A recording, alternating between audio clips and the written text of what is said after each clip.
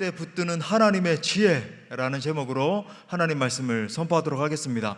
우리가 신앙생활을 하면서 항상 견지해야 되는 사실이 있습니다. 하나님의 생각은 우리의 생각보다 크시다는 사실입니다. 예를 들어 오늘날의 이 시대적 사고방식과 하나님의 사고방식은 다릅니다. 현 시대의 지식을 한마디로 정의하면 어떻게 말할 수 있을까요? 과학적 합리성이라고 이야기를 할 수 있을 것 같아요. 과학 영역, 인문 영역을 불문하고 합리적인 것들이 진리로 받아들여지는 그런 시대에 우리가 살고 있습니다. 혹 이성적으로 판단해서 말이 맞지 않는다라고 생각하면은 재단에 내버리는 것이 여러분 현 시대가 말하는 소위 지식함, 그죠? 학문함, 학문 아니고 학문. 유머했는데 별로 반응도 없으시고, 여러분 졸리실까봐 학문, 그죠? 심지어 여러분 이러한 경향성이 이 신학의 영역도 주도하고 있습니다. 우리 이성에 납득이 되지 않으면 하나님을 우리 인간의 이성의 자리로 끌어내려 버리는 것입니다. 제가 이제 종종 말씀을 드리지만 제가 자유주의에 대해서 지금 늘 강의를 하고 이럴 수는 없습니다. 하지만 이 자유주의라고 하는 것, 인간 이성 수이론 그러거든요. 이게 문제가 있다라고 하는 것은 인식을 해야 되죠. 물론 요즘은 이제 이 성경 비평론이 별로 각광을 받지 못합니다만 20세기 초반부터 거의 20세기 말까지 성경 비평론이 완전히 전 세계를 휩쓸었습니다. 그래서 성경을 A 문서, B 문서, 물론 이제 다 문서가 있어요. P 문서 다 용어가 있습니다만은 그냥 A, B, C, D라고 칩시다. 성경을 그렇게 쪼개가지고, 그죠? 하나님의 말씀은 바로 요 부분만이다. 이렇게 주장하는 이들, 아니면 저 독일의 신학자들 불트만이나 슐라이엘르마허 같은 사람들, 아니면 또 우리 학생들이 계속 배우는 진화론 같은 것들. 물론 진화론도 사실은, 그죠? 다윈의 진화론 자체도 전부 다 그 가정으로 이루어져 있잖아요. 만약에 이것이 성립하면 이것이 맞고, 또 이것이 성립하면 이것이 맞고, 이것도 사실 이성에 맞지도 않음에도 불구하고 그죠? 어떻게 해서든지 성경을 갖다가 진화론적으로 끼워 넣으려고 그러고, 그래서 엉뚱한 유신 진화론, 요즘 과학과 신학의 대화라 그래서 저 서울대 물리학과 우종학 교수 이런 사람들이 그 과학과 신학의 대화 이런 거 주창하거든요. 여러분 완전 잘못된 것입니다. 하여튼 그런 사람들이 있어요. 그러면 우리 개혁주의, 우리가 따르는 개혁주의 신학의 근간은 무엇인가? 은총수위론 그러죠. 우리 한번 따라해 볼까요? 은총수위론. 은총이 이성보다 수 위에 있다. 이것이 이제 출발하게 된 것이 바로 어거스틴이고, 그것을 발전시킨 것이 요한 켈빈이고, 그죠? 오늘날의 헤르만 바빙크라든지 그런 신학자들, 그렇게 이제 우리가 따르고 있는 겁니다. 자, 그렇다고 한다면 하나님의 지혜란 과연 무엇인가?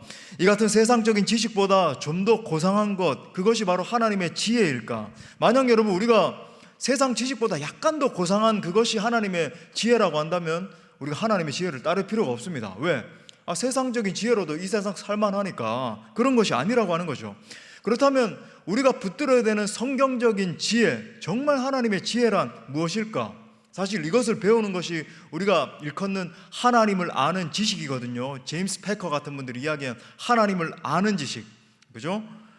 본문의 다윗을 통해서 정말 우리가 붙들어야 되는 그 하나님을 아는 지식, 그죠? 하나님의 지혜를 배우는 시간 되기를 간절히 바랍니다. 크게 두 가지로 살펴보겠습니다. 첫 번째는 인생의 고난의 때에 하나님을 의지하는 것이 하나님의 지혜입니다. 우리 한번 따라합시다. 인생의 고난의 때에 하나님을 의지하는 것이 하나님의 지혜이다. 자, 오늘 본문의 배경은 너무나 잘 아시죠? 다윗이 압살롬의 반역으로 쫓겨가는 그런 장면이에요. 얼마나 다급했는지 예루살렘을 버리고 요단강을 건너서 저 동편에 있는 마하나임까지 막 달려갔습니다. 말 그대로 절박한 상황에 직면하게 된 거죠. 또 결정적으로 다윗의 마음을 무너지게 했던 요소가 있는데 바로 반역을 꾀한 이 압살롬의 정체였잖아요. 잘 아시는 것처럼 이 압살롬은 다윗의 누굽니까? 아들이잖아요. 한번 생각해 보십시오. 어릴 때부터 자랐던 그 아들의 모습을 다 기억하고 있고 가나다라 다 가르치고, 그죠? 가나다라는 아니겠네. 히브리어를 가르쳤겠죠. 막 그렇게 열심히 가르치고, 그죠? 양육하고, 아들아 따라 나와봐 하면서 같이 뭐 축구도 하고, 당시 축구는 없었겠지만 그렇게 했는데, 이 아들이 나중에 왕위를 쟁취하기 위해서 아버지를 막 죽이려고 달려오는 그런 상황인 것입니다. 자, 본문 1절 2절에 나오는 다윗의 심정이 너무나 이해가 되죠. 하나님이여, 나의 부르짖음을 들으시며 내 기도에 유의하소서. 내 마음이 약해진다. 아하, 내 마음이, 지금 다윗의 마음이 굉장히 막 쇠약해지고 있는 거죠. 자신이 통치하던 이스라엘 나라의 상황도 지금 말이 아니게 됐습니다. 왕이 도망하는 상황이 됐으니까 백성들이 동요하고 이거 큰일이다, 그죠? 막 난리가 난 거예요. 그런데 더 비참한 사실이 무엇입니까? 반역을 꾀한 자가 다름이 아니라 자신의 아들이었다는 거죠. 인생의 말년에 이제는 조금은 좀 안정감을 누릴 만도 한데, 젊은 시절 그렇게 사울의 창에 그저 쫓겨다니면서 고생을 했는데, 이제 왕국이 좀 견고해지고 통일 왕국을 이루어서 좀 평안하게 이제 말년을 지내나 했는데, 아들이 반역을 일으켜서 자신을 막 쫓아오니까 얼마나 마음이 무너지고 어려웠을까요? 그러니까 내 마음이 약해질 때에 이렇게 이야기를 하고 있는 겁니다. 자, 그렇다면 이때 바로 이 순간에 일반적인 지식이나 세상적인 원리를 따른다면 어떻게 반응해야 될까요? 당연히 전세를 역전시키기 위해서 여러 가지 방책을 세워야 되겠죠. 재빠르게 대처하는 것이 역전의 관건일 것입니다. 야, 측근들 불러 모아가지고 우리 대책을 세워보자, 작전을 세워보자. 요 뒤에서 치면, 그죠? 옆에서 찌르면 이렇게 해서 다시 우리가 저 왕위를. 근데 그럴 수도 없는 게, 자칫 잘못했다가는 자신의 아들이 죽을 수도 있는 상황인 겁니다. 그러니까 이게 내리사랑이라 그러는지, 아버지는 절대로 아들을 공격하지 못하고 아들은 시퍼렇게 눈을 뜨고 아버지를 막 공격하는 거예요. 여러분, 세상적인 지혜로, 그죠? 포가 일로 가야 되고, 그죠? 뭐 졸은 옆으로 가야 되고, 여러 가지 대책을 세우는 것이 지혜 아니겠습니까? 서점에 가면 많은 사람들이 찾는 책들이 바로 이런 것이죠. 처세술이다, 그죠? 협상술이다, 성공학이다. 이렇게 커뮤니케이션을 잘하면은 이렇게 이제 쟁취할 수 있고, 저렇게 처세를 잘할 때, 그죠? 이렇게 하고, 유튜브에도 그런 컨텐츠들이 얼마나 많이 있는지, 이렇게 머리 굴려야 되고, 저렇게 머리 굴려야 되고. 여러분, 그거 다 외우다가 머리 터지겠어요. 그거 다 외울 머리였으면 전부 다 서울대 법대 다 갔겠습니다. 요즘 보니까 서울대 법대도 아무 소용 없는 것 같고, 뭐, 그죠?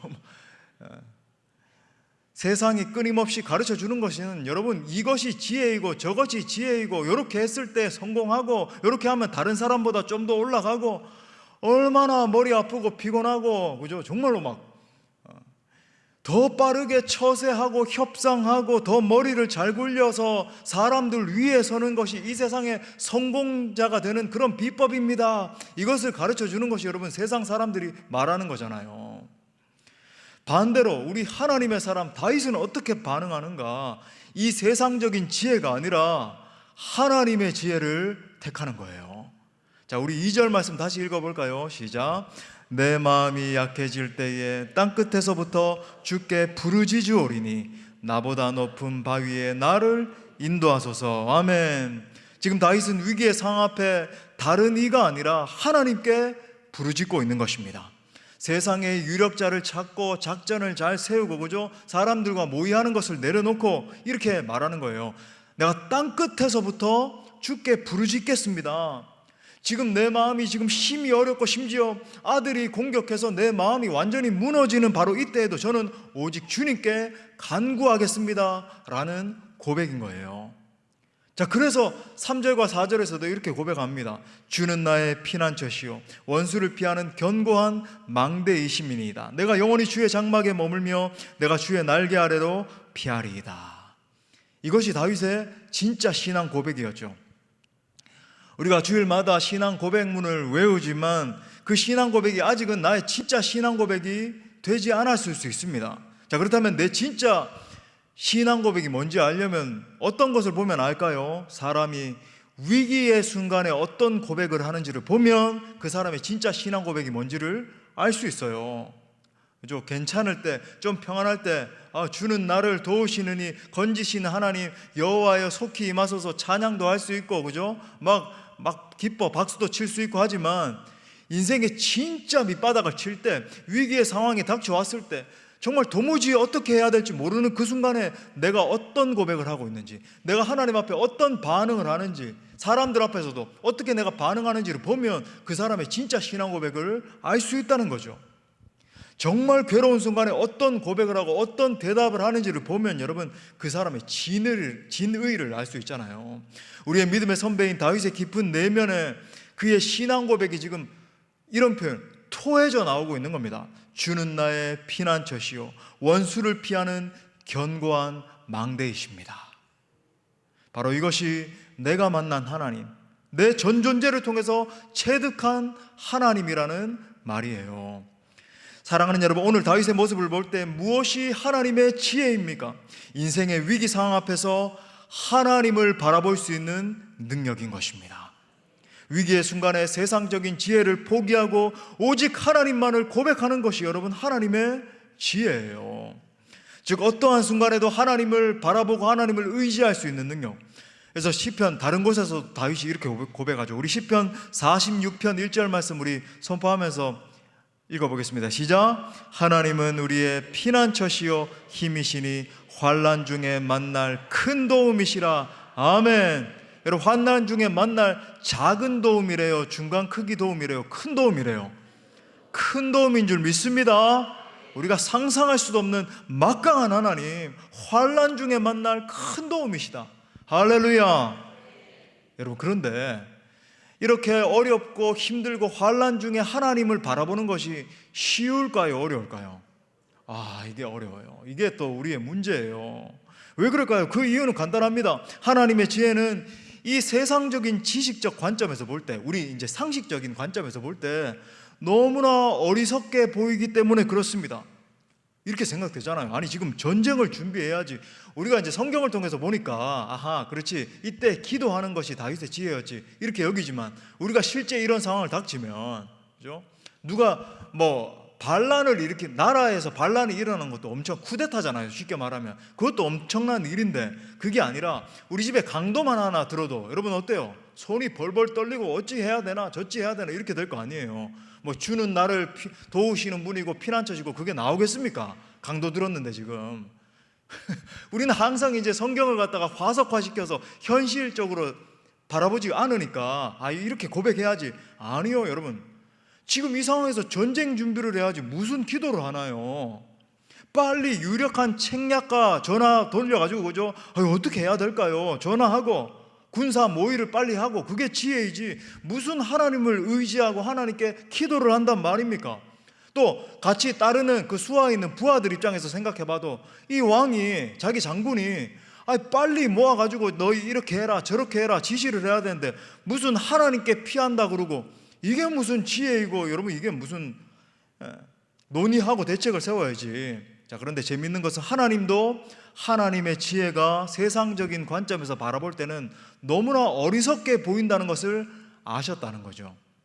우리가 전도와 선교에 대해서 이야기할 때도 그러잖아요. 고린도전서 1장 21절 말씀에 보면 사도 바울이 전도에 미련한 것으로 하나님이 세상을 구원하신다. 참 어떤 이런 표현을 씁니까? 전도에 미련한 것으로. 우리 공동체는 행복한 사람들의 축제를 할 때도 이 사실을 날마다 경험하고 있지 않습니까? 이번에도 정말 참 감사했던 것은 행축에 와서 복음을 듣고 예수님을 믿기로 작정한 영혼들이 정말 많이 계셨습니다. 이제 1부 때도 이제 많은 분들이 일어나셨고 3부 때는 이제 청년들이 있는데 청년들은 조금 이렇게 부끄러워해요. 그래서 이 시대 청년들은 그래서 이렇게 그냥 앉아서 이제 영접 기도하고 그렇게도 하는데, 와, 근데 2부 예배 때는 여러분 역대급으로 제가 예수님 영접하고자 하는 지체들 하니까 정말 많은 분들이 일어나서 예수님을 구주로 영접했습니다. 제가 그 순간에 약간 눈물이 왈칵 이렇게 하는데 이렇게 꾹 참았어요. 얼마나 참 감사했는지. 근데 여러분 이렇게 생각할 수 있단 말이죠. 많은 사람들이, 교회 안에 있는 사람들이 그렇게 이야기를 해요. 지금 한국 교회는 안 돼. 쇠락 시기고 세상 사람들로부터 지탄받는 시기이고 이제는 우리가 좀 전도합시다 선교합시다 이야기는 하지만은 그래도 적당히 안 되는 시기야. 이런 패배주의 의식, 그죠? 어떤 의미에서는 자기들이 이제 크리티컬하다, 우리가 똑똑한 판단을 하는 것이다 이렇게 생각할지 모르겠지만 다 그 중심에 보면 패배주의로 가득하단 말이죠. 하지만 여러분 우리 공동체가 분명하게 경험하고 있는 사실이 뭡니까? 때를 얻든지 못 얻든지 복음을 전하라는 주님의 명령에 순종했을 때 하나님이 역사하신다는 사실입니다. 선교도 마찬가지잖아요. 복음의 문이 닫혀있는 저 중동 같은 지역에서 복음을 전하면 과연 복음의 역사가 일어날 것인가? 저는 이란에 갔을 때도 모르겠어요. 트럼프 대통령이 제가 이 발언한 걸 또 기억하고 너 이란 갔지 하면서 미국도 못 들어오게 하는지 모르겠어요. 뭐 SNS 검열한다 그러고 유튜브 검열까지 다 찾아냈지 모르겠는데 제가 이란에 갔습니다. 그죠? 이란에 갔을 때도 여러분 이란에서 복음을 전하면은 잡혀 죽어요, 정말로. 그리고 그 가짜 교회 테헤란에 보면 이제 북한처럼 가짜 교회가 있거든요. 거기 신도가 한 200명 모입니다. 이야, 이란에도 200명 모이는. 근데 여러분 전부 다 가짜 교인이에요. 그냥 이렇게 대사회적으로 전 세계에 우리도 교회가 있습니다. 이걸 보여주려고 주일마다 이제 예배를 드리는데 어떻게 하는지 아십니까? 수십 대 CCTV가 달려 있어가지고 비리비리비리 다 감시하면서, 그죠? 신상을 다 보면서 그렇게 해요. 북한에 있는 뭐 봉수교회나 이런 교회처럼 똑같이 합니다. 그래서 이제 실상은 이제 실제로 이란에서 복음을 말하고 누가 한 명이라도 이제 적발해서 그죠? 뭐 신고를 한다든지 이맘들이 그 종교인들이잖아요. 이맘한테 고발하면은 잡혀서 돌에 맞아 죽어요. 근데 저는 복음을 전했죠. 때를 얻든지 못 얻든지 막 택시 기사한테도 사형리 꺼내가지고 그죠? 막 복음 전하고 예수님 영접시키고 그죠? 막 길을 가다가도 예수님 영접시키고 또 저 하메단 지역에 가서도 하메단은 이제 에스더 무덤이 있는 지역이거든요. 그 하메단 지역에 가서 현지 결혼식에 가서 현지 사람들 모아놓고 제가 한국말로 그죠? 막 찬양을 했어요. 그러니까 한국말로 복음을 선포하고 찬양을 하고 하니까 이 사람들이 못 알아먹을 거 아니에요. 그래서 제가 이제 성악적 발성으로 그 너는 내 것이라 이 찬양 있잖아요. 이 찬양 너를 지명하여 불렀나니 너는 내 것이라 이 찬양을 막 했어요. 그러니까 끝나고 나니까 와 막 박수 치더라고요. 여러분, 그리고 또 놀라운 거 제가 말씀드렸잖아요. 가니까 CGN TV가 저 온누리교회에서 하는 저 CGN TV가 한 이유가 알죠?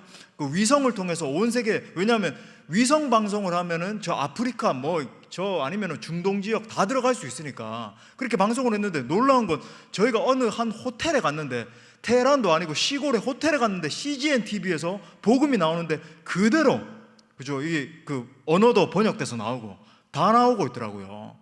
여러분, 하나님이 어떤 방법을 통해서든 일하고 계신 줄 믿습니다. 여러분, 그러니까 예나 지금이나 뭐 때를 얻든지 못 얻든지 전도라고 하는 이 하나님의 방법을 통해서 하나님은 지금도 역사하신다. 다시 말해 하나님의 방법, 하나님의 지혜는 이 세상 사람들의 시각에서 볼 때 정말로 어리석기 그지없는 것이죠.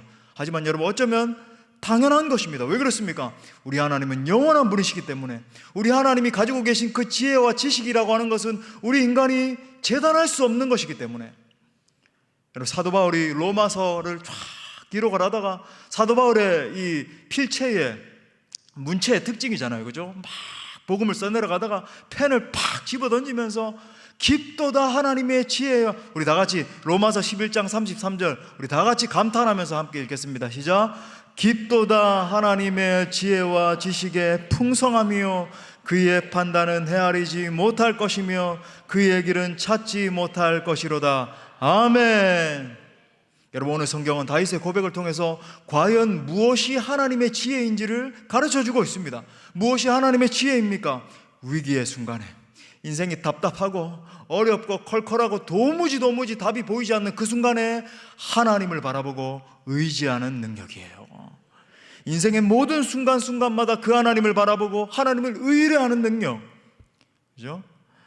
여러분, 우리가 이 지혜를 배워야 될 줄 믿습니다. 성경을 보면 곳곳에서 하나님이 자기에 대해서 이렇게 계시하시는 것을 봐요. 창세기 15장 1절에 보니까 아브라함아 두려워하지 말라 나는 내 방패요 너의 지극히 큰 상급이니라. 이사야서 43장 3절에도 보니까 대전하는 여호와 내 하나님이요 이스라엘의 거룩한 이요 내 구원자임이라. 내가 애굽을 너의 속량물로 구스와 스바를 너를 대신하여 주었노라. 정말 세상 사람들이 보기에는 말도 안 되는데 이것이 여러분 우리 기독인들의 승리의 관건인 거예요. 나를 바라보면 승리한다, 나를 의지하면 반드시 보호받는다, 내가 너의 인생을 반드시 인도한다 말씀하시는 주님을 바라보는 것입니다. 이 지혜가 여러분 모두에게 임하시기를 간절히 축복합니다. 자, 두 번째는 어려울 때 부르짖어 기도하는 것이 하나님의 지혜입니다. 또 따라 선포할까요? 어려울 때 부르짖어 기도하는 것이 하나님의 지혜이다. 자, 오늘 핵심 구절 2절 말씀 다시 한번 읽어봐요. 시작. 내 마음이 약해질 때에 나보다 높은 바위에 나를 인도하소서. 아멘. 지금 시인이 결정적인 표현을 하죠. 땅 끝에서부터 주께 부르짖어오리니, 즉 내 모든 힘과 모든 열정과 모든 지각을 다해서 부르짖어 기도하겠다라는 말입니다.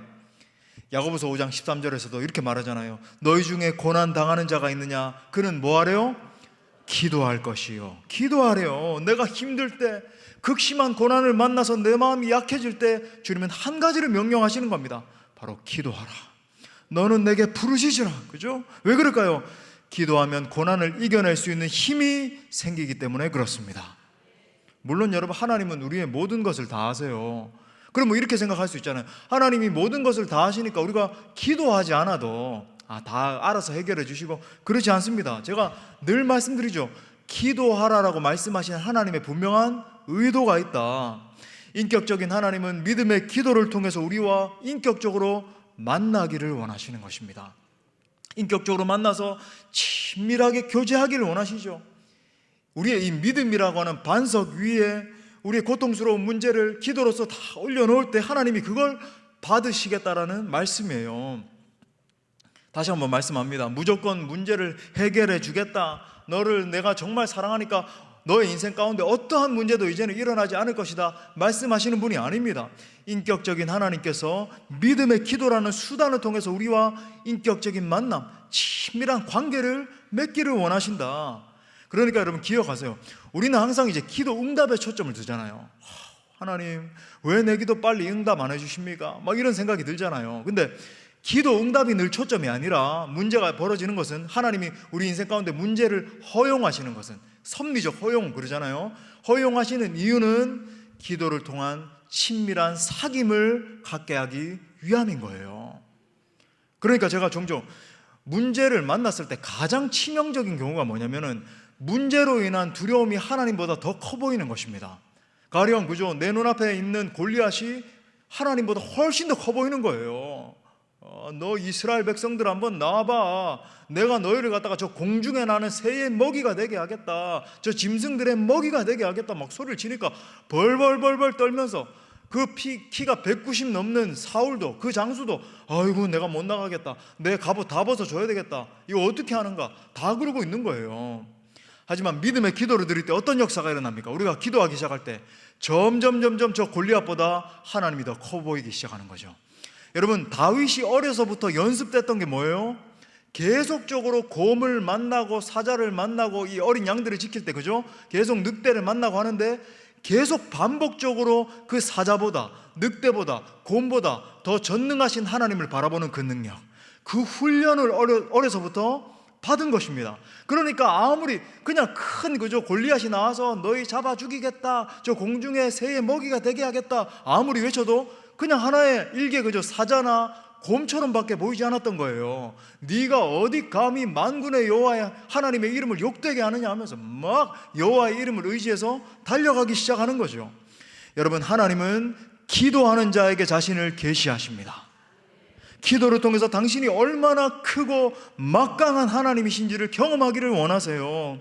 믿음의 기도를 드리는 가운데 그 놀라우신 하나님을 체험하는 것이 관건이란 말이죠.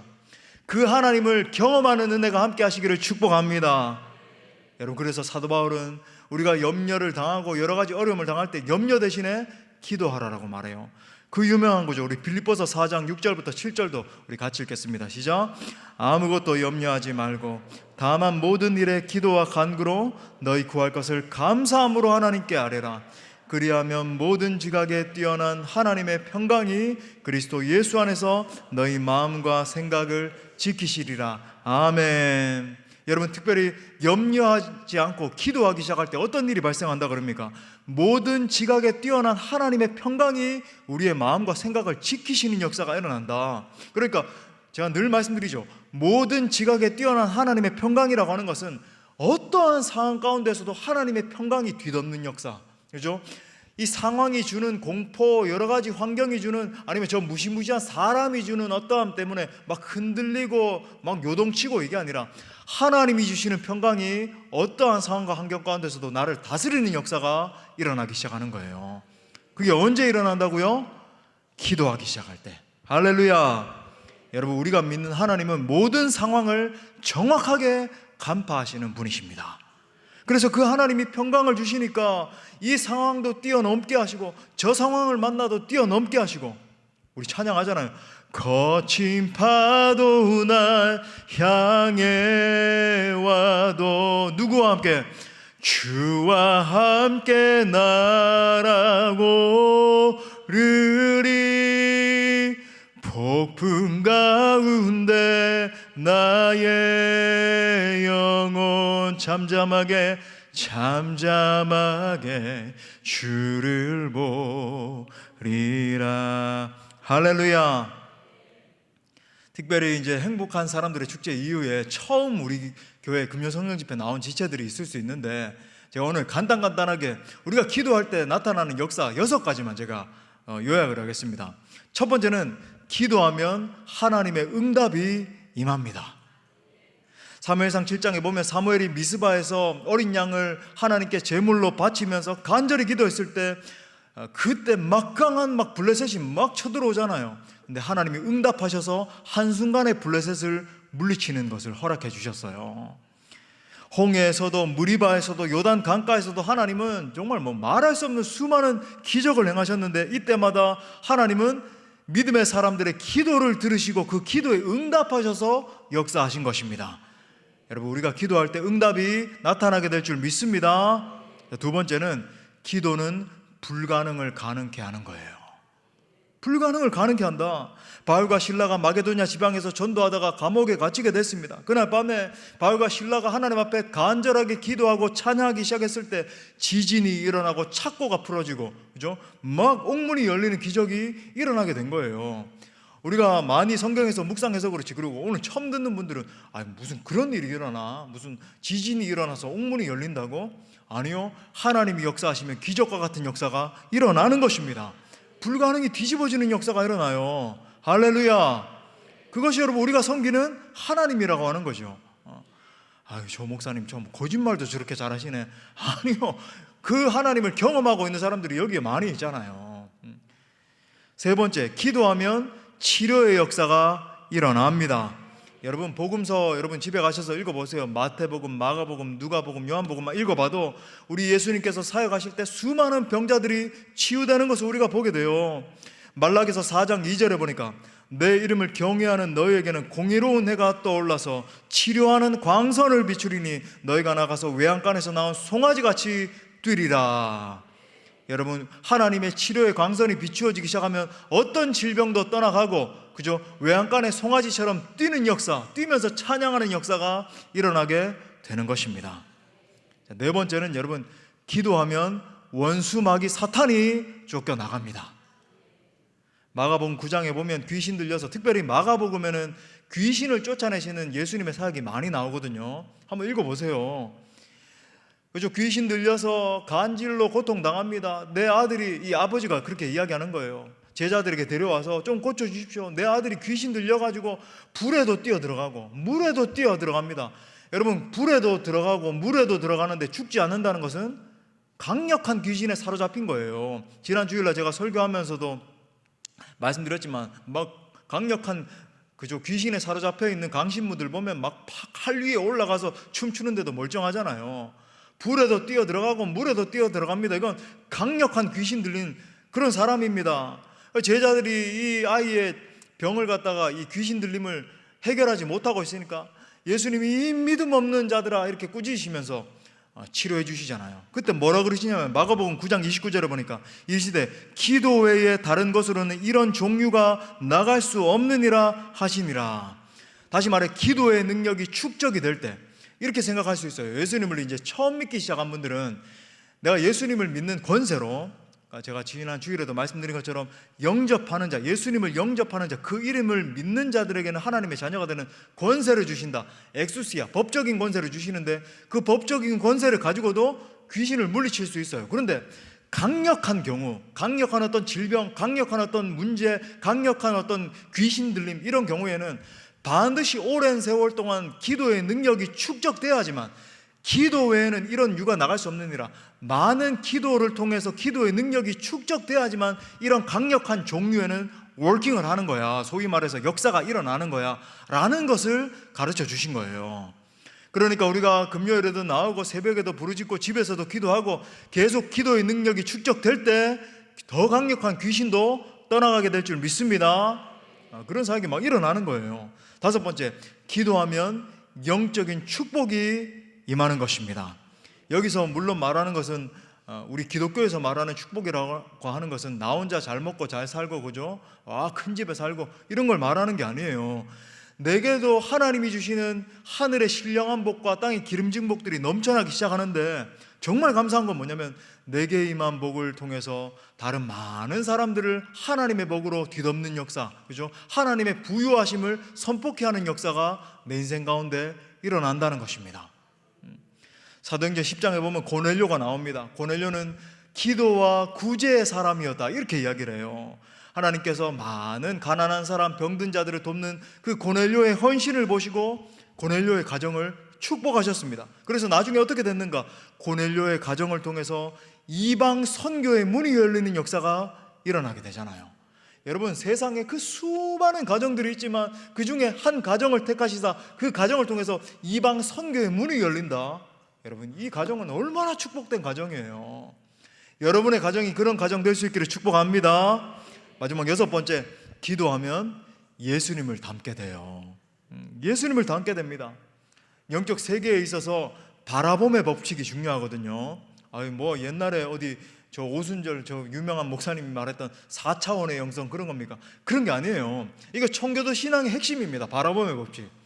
제가 우리 성도들에게는 이제 종종 말씀드리는데, 그죠? 계속 바라볼 때 사실 이 큰 바위 얼굴, 나다나엘 호손의 소선 큰 바위 얼굴이 청교도 신앙을 담고 있거든요.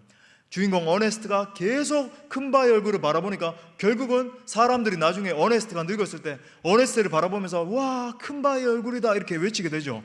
바라봄의 법칙을 말하는 거예요. 예수 그리스도를 계속 바라보고 바라봤을 때 자기 자신이 예수 그리스도와 같은 모습으로 변화되는 것입니다. 여러분, 이게 바로 기도예요. 기도란 무엇인가? 그냥 와서 하나님 이거 내놓으세요, 이 문제 해결해 주세요, 그럼 굉장히 낮은 단계이고, 하나님이여 내가 믿음의 눈을 들어서 예수님을 바라보며 나아갑니다.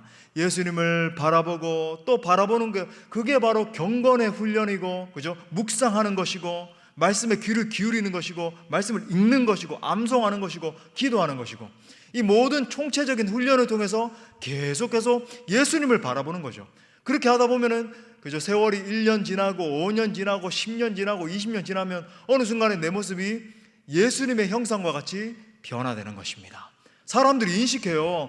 당신을 보니까 예수님이 보이네요. 당신의 그 사역과 당신의 인격을 바라보니까 정말 예수님의 살아계심을 내가 볼 수 있겠습니다. 그런 축복이 여러분 가운데도 함께 하시기를 바랍니다. 여러분, 고난은 하나님의 변장된 축복이라는 말이 정말 맞아요. 고통과 고난 속에서 우리가 부르짖어 기도하기 시작할 때 하나님의 여러 가지 풍성한 은혜를 맛보아 알게 되는 것입니다. 말씀 마무리할게요. 우리 사랑하는 지체들 가운데도, 그리고 오늘 처음 나온 지체들도 있을 수 있는데, 정말 숨 쉴 수 없을 정도로 힘이 드신 그런 지체들 계시잖아요. 마음이 약해질 대로 약해져서 오늘 다윗의 고백처럼 아들이 반역을 일으켜서 쫓아오고 도무지 내가 어떻게 해야 될지 모르는 그런 지체들 계십니까? 바로 여기에 하나님의 지혜가 있습니다. 기도로 하나님을 의지할 수 있기를 바랍니다. 나는 내 방패요 너의 지극히 큰 상급이라 말씀하시는 주님을 바라보십시오. 사탄은 계속해서 아니야, 네가 가지고 있는 자력, 네가 가지고 있는 지식, 너의 그 능력만 바라봐. 네 능력 바라볼 때 어때? 바닥이 보이지? 너는 할 수 없어. 너의 인생은 그까지야. 그렇게 속여요. 하지만 우리 주님은 끊임없이 우리에게 이렇게 말씀하십니다. 내가 너의 방패이고 내가 너를 돕는 자이다. 반드시 너를 통해서 나의 영광을 드러내리라. 이 음성을 들을 수 있는 것이 여러분 지혜 중에 지혜인 것이죠. 아무쪼록 인생의 위기 앞에 하나님만 의지하며 기도하며 부르짖는 진정한 지혜자들 다 될 수 있기를 간절히 축복합니다. 우리 말씀을 주신 하나님께 영광의 박수 올려드리겠습니다. 우리 함께 찬양하고 기도합시다.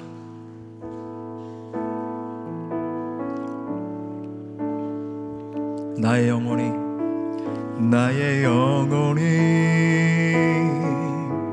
잠잠히 하나님만 바라며 나의 구원이 그에게서 나는 도다. 우리의 영혼을 향해 명령하며 나의 영혼아 잠잠히 하나님만 바라라. 나의 소망이 저에게서 나는 도다. 오직 주만이 나의 반석, 나의 구원이시니. 오직 주만이 나의 산성, 내가 요동치 아니하리. 여러분, 이 고백이 바로 다윗의 고백이에요. 우리 2절로 고백합시다. 나의 영혼이 간절히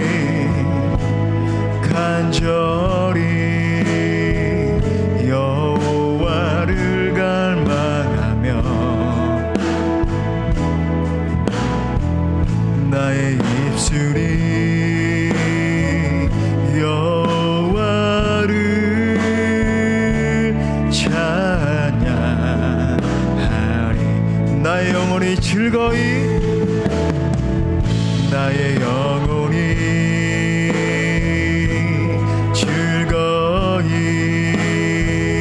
여호와를 따르리니. 나의 평생에 여호와를 송축하리. 오직 주만이 나의 반석, 나의 구원이시니.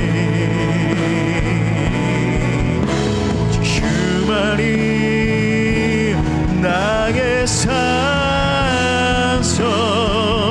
내가 요동치 아니.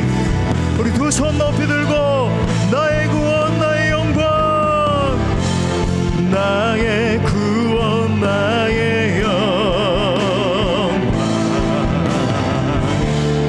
하나님께 있으니. 내 힘의 반석과 피난처 되시네. 오직 주만이 나의 반석, 나의 반석 구원이시니. 오직 주만이 나의 산성,